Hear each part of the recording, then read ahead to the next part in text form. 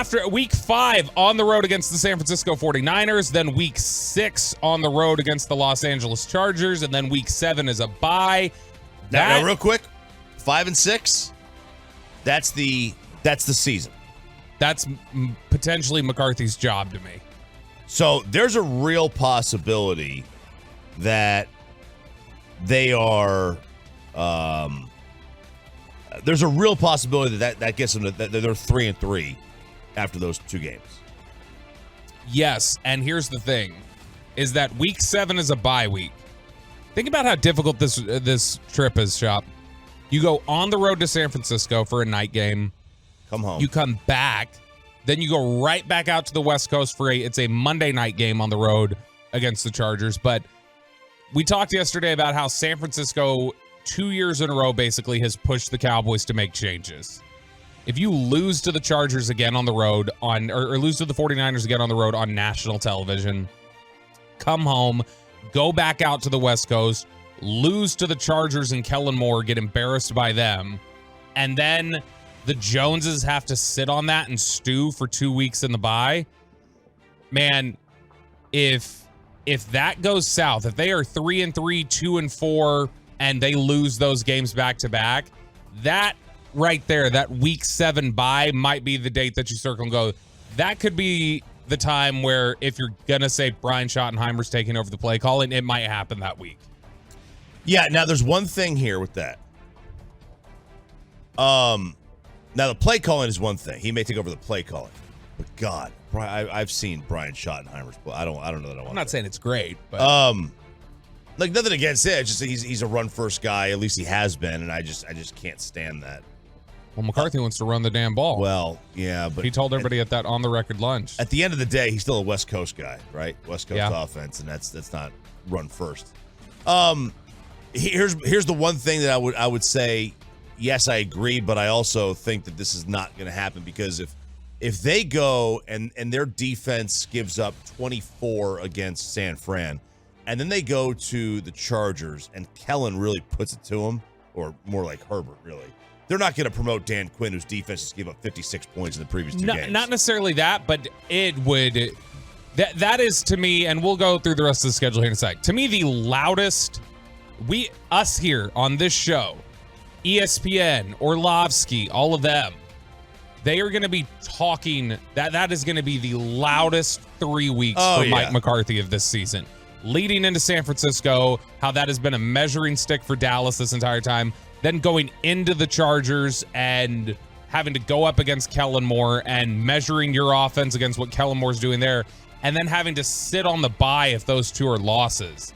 That is going to be the loudest from the outside perspective that the Cowboys are going to have to deal with all year. Now, if you beat San Francisco and you beat the Chargers, that could be the best part of the schedule for Mike McCarthy. That could, the publicity may not be any better for Mike McCarthy than it is during that stretch, but it also has a chance to be the worst stretch of the season for him in terms of outside noise. Totally agree. Like that's going to be San Fran and Kellen. That's going to be a ton of noise there. Even if they win the games, there's going to be noise surrounding them. Those were already huge games that would get talked about a ton. The fact that they're both primetime games. You're on Sunday Night Football against the 49ers, then Monday Night Football against the Chargers. That's going to be a really loud stretch for the Cowboys. That's where they're going to need locker room leadership and the, hey, it's all about us mentality or block out the noise mentality. They're really going to need it during that 3-week stretch. Week 8 coming out of the bye, they get the Los Angeles Rams and Stetson Bennett. That's at AT&T Stadium. By the way, I did count it up, Chop. It is 9 road games. November 5th, 3:25 kickoff in Philadelphia against the Eagles. Then you are at home against the Giants on November 12th. November 19th on the road against the Panthers. Back home for Thanksgiving against the Washington Commanders.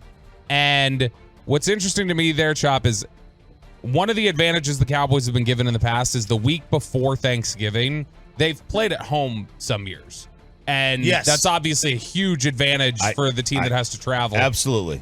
Landover, Maryland, and Charlotte, North Carolina are they're not right next to each other, but it's roughly going to be the same distance in terms your of flight time is your flight time is going to be very similar. Minimal. Yeah, The change is very different. Washington is playing at home the week before. Dallas is in Charlotte. They're both playing noon kickoffs. I think that's the NFL trying to make that as even a travel boost as possible. Yeah, I've always felt that if you're playing at home on a Thursday night, the team that's playing you that Thursday night needs to be playing at home the Sunday before. And the team playing on Thursday night needs to be on the road the Sunday before. Yeah. I've always felt that for fairness, that it needs to be like that. And I'm glad they're doing it. I'm glad they're doing it. That's the only way that it is fair for both teams, is that the road team on Thursday is home the Sunday before, and the home team is on the road the Sunday before. The Thanksgiving game against the Commanders starts a 3-game home stretch for the Cowboys. They are the following Thursday, a Thursday night game against the Seattle Seahawks at AT&T Stadium. And then they get that pseudo-bye, that 10-11 day layoff from the second Thursday game. And they are going to need that. You talk about another critical stretch. We mentioned the Chargers and the 49ers, that section being really important. This is the toughest stretch of the year for them, this 5-game stretch from November 30th to December 30th. This is a huge stretch. That 10-11 day bye, and I wonder again if the NFL did that on purpose, gave them that 10-day bye, knowing this is a brutal stretch that they're going to have to go through. It is at home against the Eagles.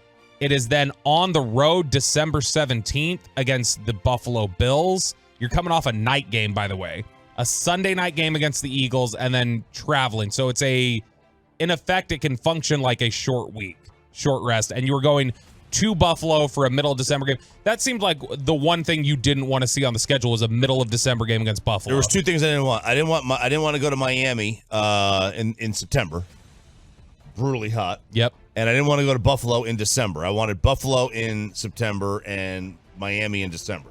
Well, we got both in back-to-back weeks. Yep, because it is at Buffalo on December 17th. Come home, then it is over to Miami for December 24th, which means I will be in Miami for Christmas Eve. Jealous shop? No, not even close. Not even a little bit. I'm not jealous. I've been to that airport, and I never want to go back. And then you are coming off of a road game for a Saturday game at home against Detroit. So you're getting short rest again. Yeah. And you're traveling. Yeah. And then you finish out the season on either January 6th or 7th, just like it was last year, where you didn't know exactly what day it was till the week before. You finish out the year on the road against the Commanders. But the 2 stretches of this schedule that look just brutal are those back-to-back games on the West Coast against the 49ers and Chargers, and then that close of Philly, Buffalo, Miami, Detroit. Well, and I mean, don't forget Seattle, too. Like that's a 5-game stretch against every team in those 5 games. They all had winning records last year. Mm-hmm. You know, Seattle made the playoffs. The only one that didn't make the playoffs was Detroit, and they're the sexy pick this year. Well, yeah, but they finished with the same record as Seattle. Like they could have been, if Seattle had lost that game to the Rams in overtime, Detroit would have been in. So, like, that's a brutal stretch of 5 games. It's going to be 5 of the more difficult games that any team is going to face the entire season. I mean, they're going to face, at worst, 2 of the 3 or 4 best teams in the NFL in back-to-back weeks in the Eagles and Buffalo. 443. Y'all are always thinking negative. What if they're 6-0 after the Chargers and the 49ers? They might be. And I think we said that could either be the most positive or the most negative stretch, depending on how those games turn out. It'll be the loudest stretch of the season. They have an ability to set it up to be either the positive type of noise or completely negative type of noise. It just has a chance to really teeter there, and I think that's why it's so important. But anything else standing out to you other than that final stretch and then the Chargers and the 49ers games? I have to go back and look at every other team that they're playing who's coming in on short weeks. Yes. I have not seen anybody put that together yet. Obviously, you know, that's a very time-consuming process. But yeah, that's the one thing that I have not been able to look at yet is where did the NFL schedule losses? And I don't see any scheduled losses yet. I guess the back to LA after you went to San Fran, that back-to-back, that going back out to LA is a scheduled kind of loss, and going back out to Miami after you just went to Buffalo is kind of a scheduled loss.